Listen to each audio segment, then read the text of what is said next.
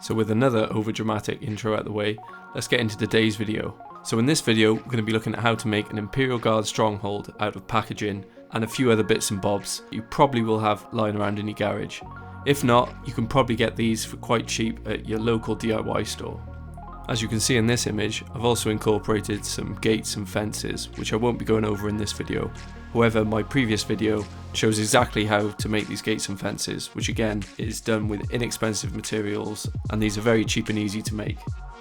To make the bunkers, the walls and the buildings, I'll be using polystyrene and crudely cutting this with a knife. There'll be very little measuring involved with this, and there'll be a lot of eyeballing. So once I have the general shape of these bits, I'll then be coating the polystyrene in tile grout. Now you don't need to use tile grout, you can use polyfiller, which most people will have in their garage.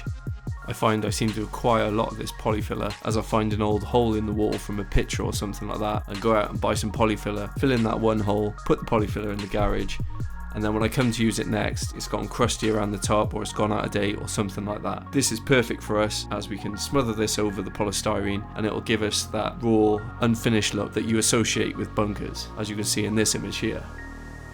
Once this coating on the polystyrene has dried, I'll then be using house paints to paint these bunkers and walls grey and dry brush them to bring out that detail of the crude concrete look. I'll actually be using these sort of paints all over the model and only be using my expensive hobby paints for a bit of dry brushing at the end. If you don't have these sort of paints, you can buy these little tester pots for a couple of quid each, and you can find these in most DIY stores. In fact, that's exactly what I've used just in this video.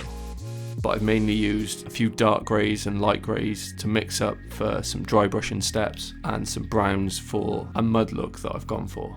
I used a cheap pot of brown spray to give the earth some contrast, but you don't need to use a spray can, you can use whatever you got available. Again, a cheap pot of tester paint will do the exact same job. Speaking of the earth, I used my usual formulation of fine sand, coarse sand, static grass, PVA glue and water to make this mud and grime effect. Here's an image I used from one of my previous videos, the weathering tank video, which shows all the ingredients for this. You can use this Citadel texture paint, however I didn't use any of this in this video. I'll be using the cardboard from the packaging to create this corrugated metal effect, which I'll be using on the roof that I'm making for the building on this piece of terrain. So that's all the bits that you'll need if you want to follow along and make this Imperial bunker. Now just before we get into it, I'd like to remind you of our partnership with Tabletop Star. And again, this isn't an advertisement and they're not sponsoring this video in any kind of way. I'm not benefiting financially from this. It's just a bit of mutual promotion and I like the idea of the website. Tabletop Star is all about finding opponents for our war games. So if you'd like to check out the website, the link is in the description. It's all free to use. And of course, this type of website only works when there's enough people using it. Now, let's get on with the video.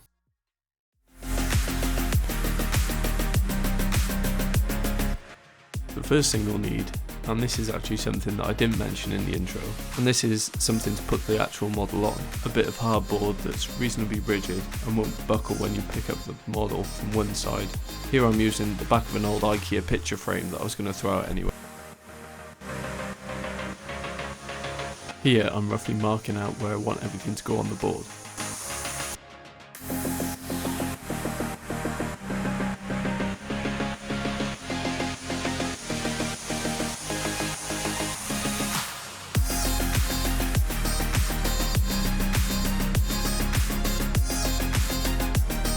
Next I'm going to make the basic shape of everything out of polystyrene. I'll be mostly eyeballing all the sizes, but I've got to make sure that the bases fit into the actual trenches and the models can see over the walls.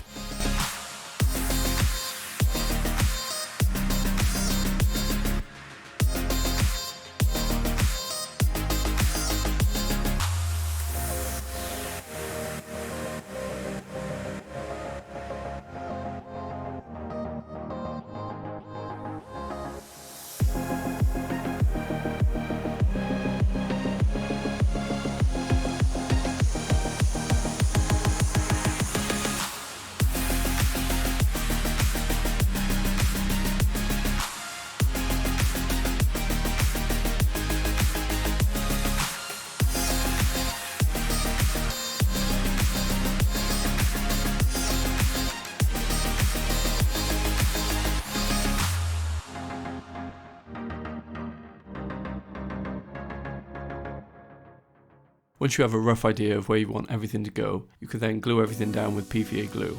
Remember, if you use any glue with solvents in, this will cause the polystyrene to dissolve, so PVA glue is probably best. And use spots of glue rather than strips, as this will allow more air to get under the part and allow the glue to dry.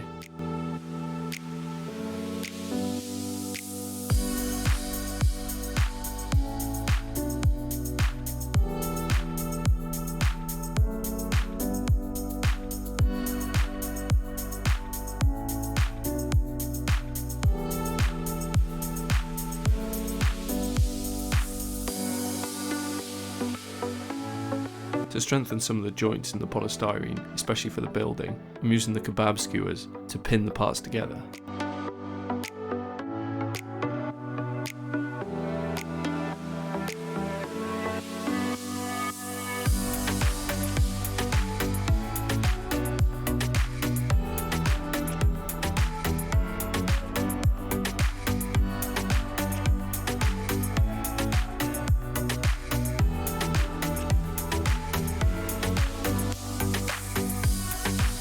So next we've got the fun part. We're going to smother the polystyrene in tile grout, tile adhesive or polyfiller. You can use any sort of flat edge tool, like an old chisel or a scraper or anything like that, it doesn't really matter. We're not going for perfection here, we want it to look crude and we want some texture.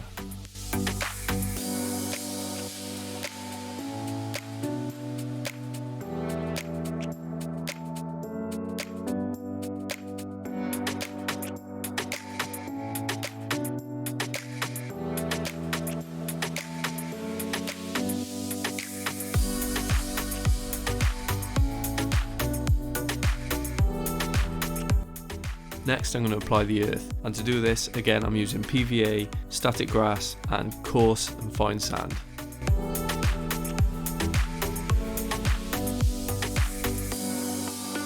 Look at that PVA being poured like a fine wine.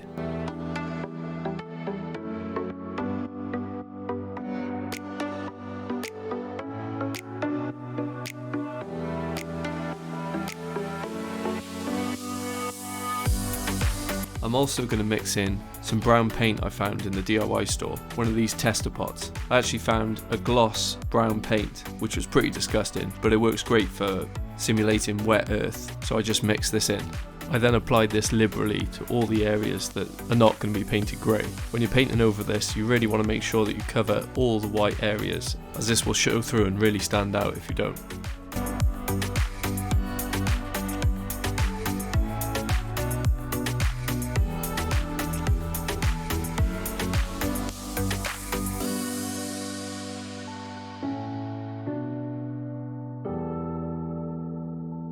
Next, we're going to be painting the grey areas. So this is all the walls, bunkers and buildings that you've got on the terrain. I'm simply going to be painting it all with a dark grey and then adding layers, moving from overbrushing to dry brushing.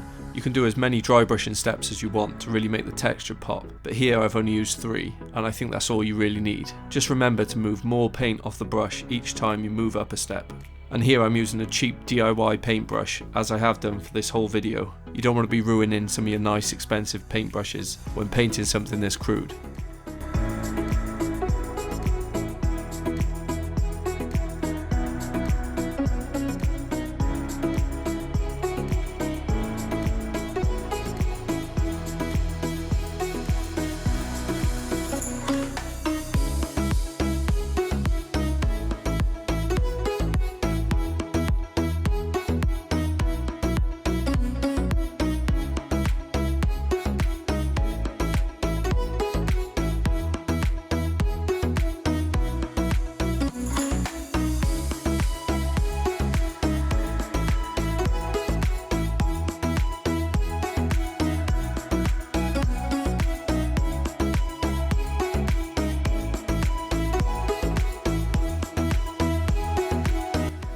I'm now going to add some contrast to the earth by spraying some lighter brown in certain areas.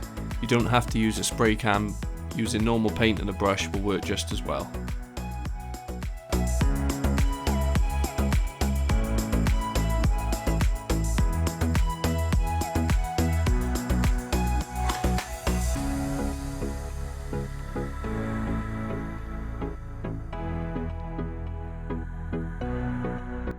To make some of the areas of the earth look like it's been dried up, I'm going to dry brush on some crushed skull from Army Painter. This will contrast well with the wet earth and the dark brown gloss paint.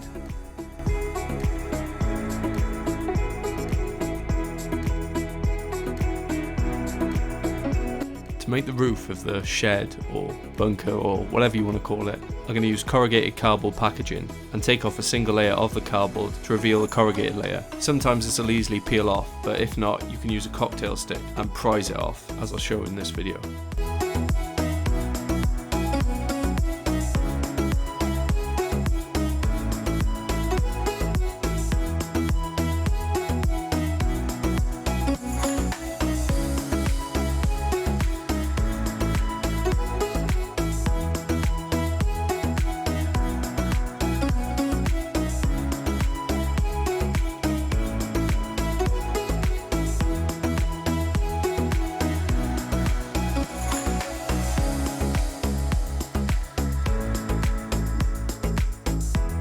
To attach this roof to the building, I'm going to use lengths of cocktail sticks. I'm going to snap these in the middle and push one end into the corrugated space in the cardboard and the other pointy end into a pre-drilled hole in the polystyrene.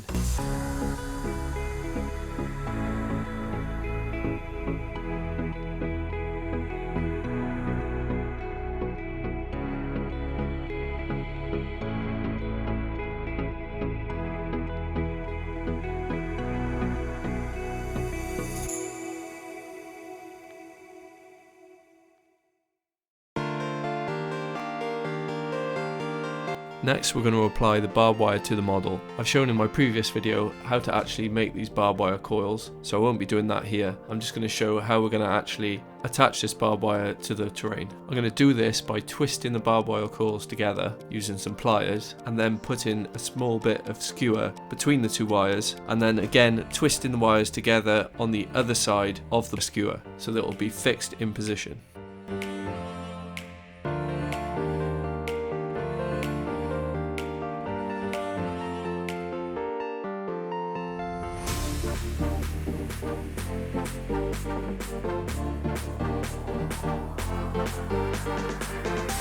With a piece of barbed wire on the end, a bit of wire can be tightly wound around the skewer and then clamped with the pliers. This will be more than enough to hold the skewer firmly in place.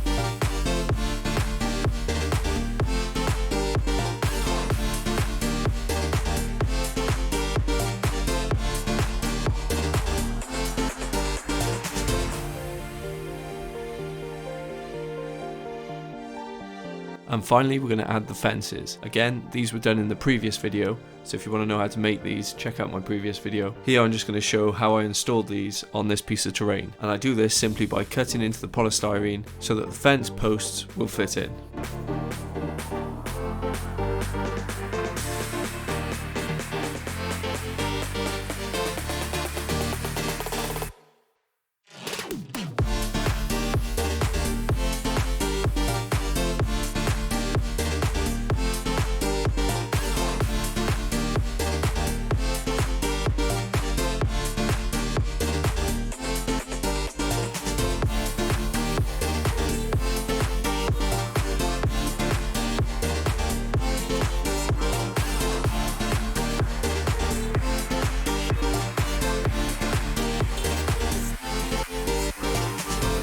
So that's it for this one, guys. I hope you enjoyed it and got some inspiration to build your own bunker. If you've got any questions, please leave them in the comments. And if you'd like to support me on Patreon, I have a Patreon account with a link in the description. If anyone has any images of their conversions and kit bashing that they want to share, please email them over and I'll add them to a video. I'll finish with a few shots of the bunker terrain, and I'll see you in the next one.